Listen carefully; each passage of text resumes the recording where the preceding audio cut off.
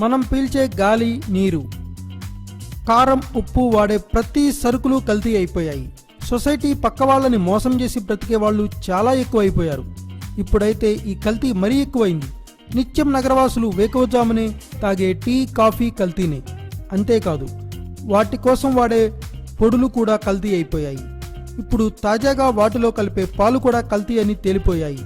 ఈ పాలలో విష రసాయనాలన్నో పాల పొడుల్ని మరియు పాలుగా చేసి దుకాణం వాడు మనకి అమ్మేస్తున్నాడు.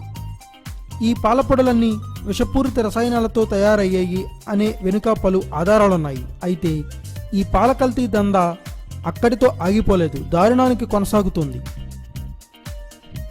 పాలను కల్తీ చేయడం వరకు ఆగకుండా వాటిని ఇచ్చే ఆవులు, గేదెలకు ఆక్సిటోసిన్ ఇంజెక్షన్లు ఇవ్వడం ద్వారా పాలు అధికంగా పెతకాలని ఈ దుర్మార్గానికి తెగబడుతున్నారు. తాజాగా హైదరాబాద్ పాతబస్తీలో పాలను కల్తీ చేసే పెద్ద మాఫియా గ్యాంగ్ పోలీసులకు చిక్కింది.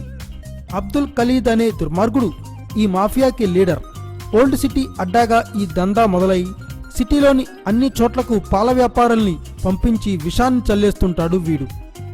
ఇప్పటికే మీరు కూడా బాధితుడే అయి ఉంటారు. మరి తస్మాత్ జాగ్రత్త. ఈ పాలు తాగితే గర్భిణులకు అబార్షన్ అవుతుంది, అబ్బాయిలకు అమ్మాయి లక్షణాలు వస్తాయట. అంతేకాదు, ఇంకా చాలా దుష్పరిణామాలు ఉన్నాయి.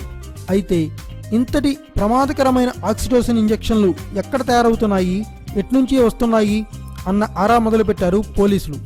అంటే దీని వెనుక ఫార్మా కంపెనీల దందా కూడా బయటపడుతుందేమో చూడాలి.